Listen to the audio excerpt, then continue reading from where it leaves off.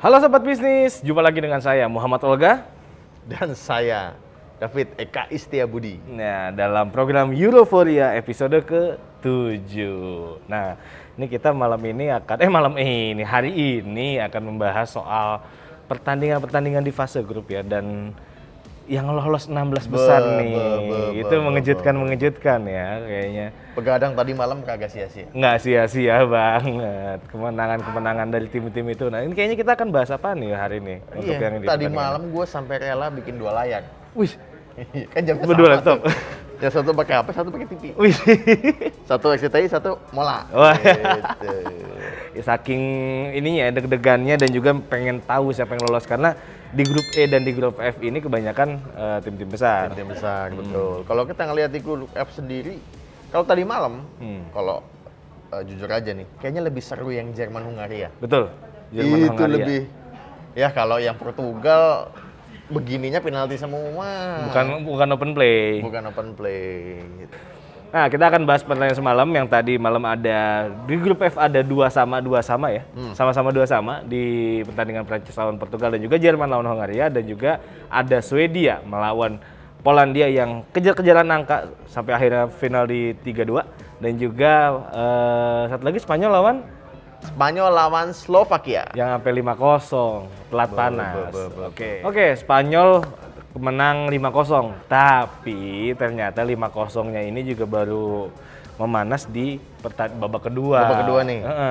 Karena dia bisa dibilang pembuktian juga ya, karena harus menang di laga terakhir. Kalau dia nggak lolos karena poinnya cuma 2. Jadi tadi malam yang laganya berarti kalau misalkan tadi malam si Hungaria, tetap Jerman ya nggak ini. Enggak, kalau di grup sana kalau Polandia hasilnya menang.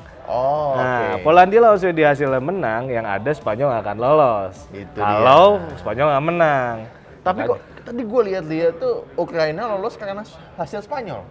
Betul kalau Ukraina, Ukraina karena hasil Spanyol. Itu gimana hitung-hitungannya itu? Karena secara poin, kalau Ukraina itu poinnya dia poin 3, tapi untuk selisih golnya dia minus 1 doang. Beda dengan Finlandia.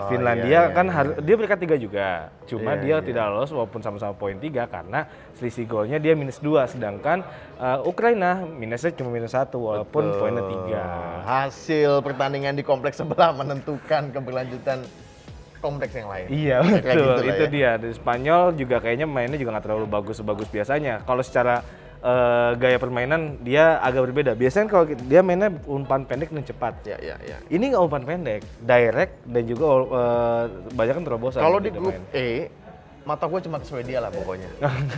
Kan Swedia ini kan kuda hitam sejati. Betul. Iya kan? Betul. Nah, apakah ini kembali menjadi kuda hitam? Bisa jadi karena dia Urutan pertama ya?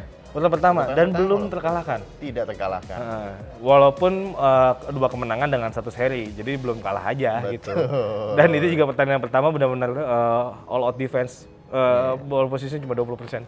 Tapi kalau secara hasil pertandingan di kualifikasi, Spanyol paling tinggi ya, 5-0 ya. Tapi kalau untuk jarak selisihnya 0-5 ya paling gede emang Spanyol.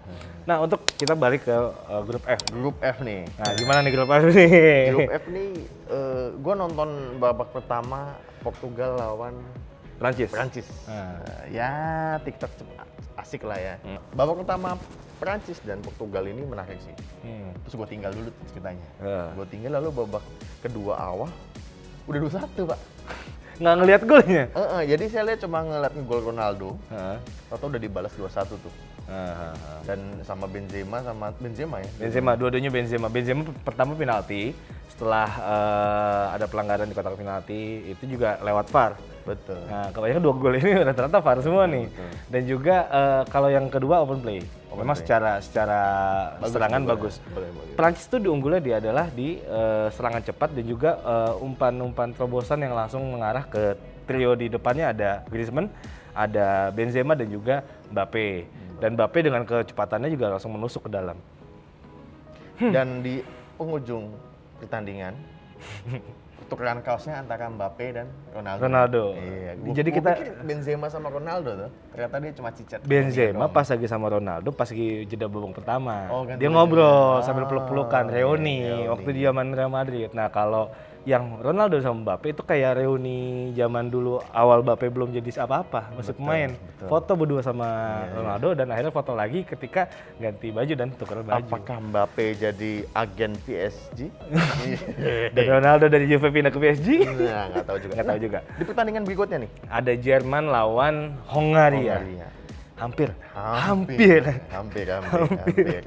Batal comeback ya. Batal comeback. Tapi Batal kalau mengulang. lihat gol-golnya Hongaria bagus.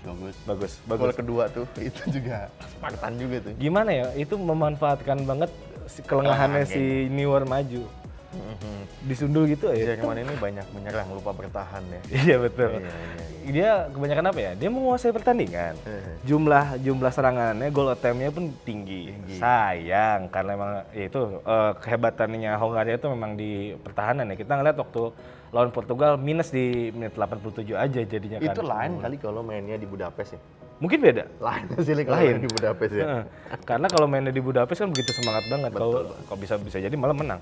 Nah, dari hasil pertandingan kemarin, dari hasil pertandingan grup E dan F, akhirnya ada beberapa tim yang sudah memastikan udah fix ya, memastikan bahwa mereka melaju ke 16 besar.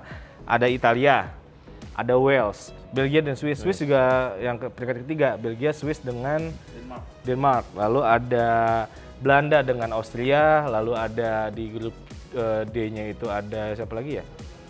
Grup D itu Inggris, Kroasia, Ceko, Swedia, Spanyol, Jerman, Portugal dan Prancis. Nah, itu tim-tim yang lolos dan mereka saling bertemu. Dan kalau ngeliat dari potnya ya kanan kiri ya, pot kanan kiri. Kayaknya pot kanan itu isinya tim-tim gede semua nih. Enggak. Oke, tapi gue yakin pot yang kiri itu menarik juga itu. Iya sih, pot kiri menarik juga. Gini, kalau orang ngelihat cuma dari sudut pandang tim besar, ya. Berarti hasilnya Inggris sama Jerman dan Belanda sama siapa tuh? Belanda sama Ceko. Itu menentukan titik final ya? Iya, betul. Iya, karena potnya beda kan itu. Nah, tapi lupa ada Wales, Denmark dan juga Swedia. Ada Swedia tuh. Swedia. Ketemu tuh bareng. Nah, kalau yang sebelah sini sih bakal rame dan menurut gua sih harusnya open play semua dan betul.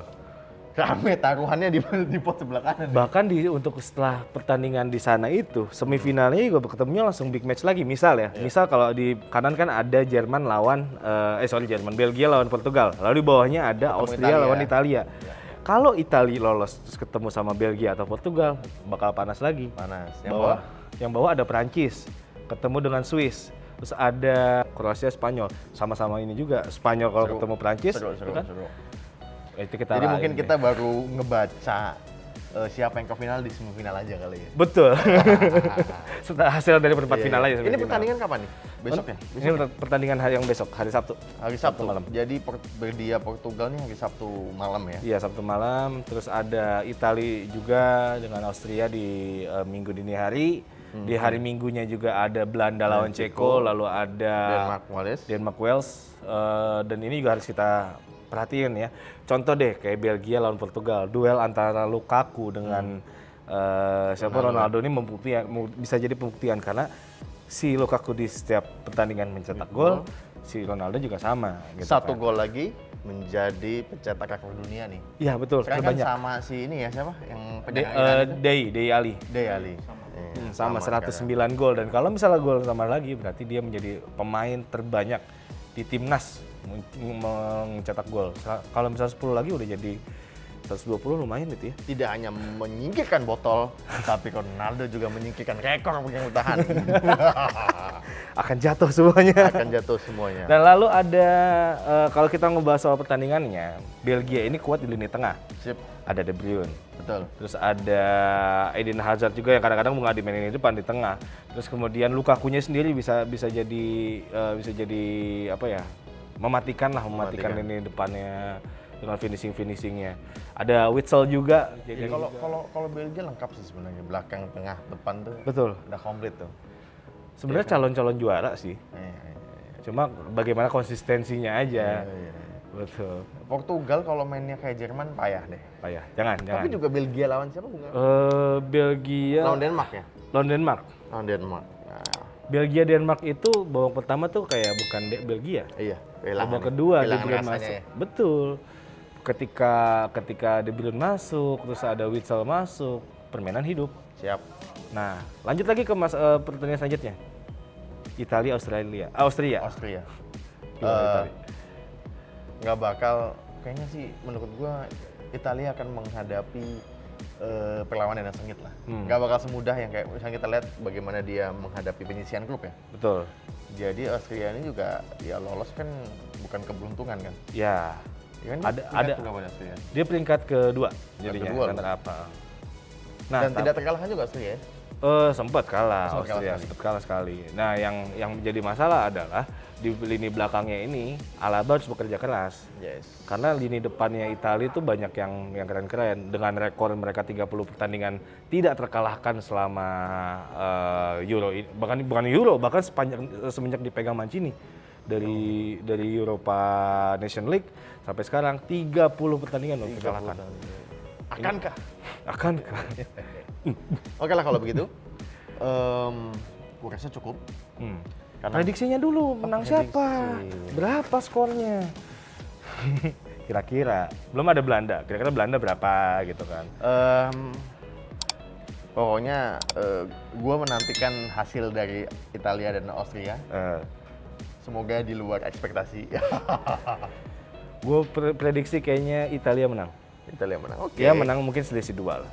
Kalau Belgia Portugal, gue feeling gue Belgia yang menang. Kenapa? Nggak tahu, kayaknya komplit aja dia tuh. Iya sih. Sebenarnya tim Belgia Portugal tuh ideal untuk final sih. Pertanyaannya gini, Belgia Portugal menang di 90 menit, 2 kali 45 menit atau perpanjangan waktu kira-kira? 90 menit. 90 menit? Gue 90 menit. Yakin? Kalau gue perpanjangan, karena ini kayaknya bakal seru nih. Bisa jadi 2 sama ataupun seri kayak. Tapi banyak gol kayaknya. Banyak gol pasti. Kalau ada Belanda lawan Ceko diperhatikan kayaknya untuk serangan baliknya lumayan ya. Karena waktu lawan Kroasia kita lihat dia berimbang dan bisa mengimbangi Kroasia. Kayaknya Belanda perlu hati-hati dan kira-kira kayaknya bakal menang tipis. Kalau nggak bakal bisa ya 2 kali 45 menit juga nggak akan. Nah kalau yang Belanda Ceko gue nggak komen lah, tapi Spanyol Kroasia nih.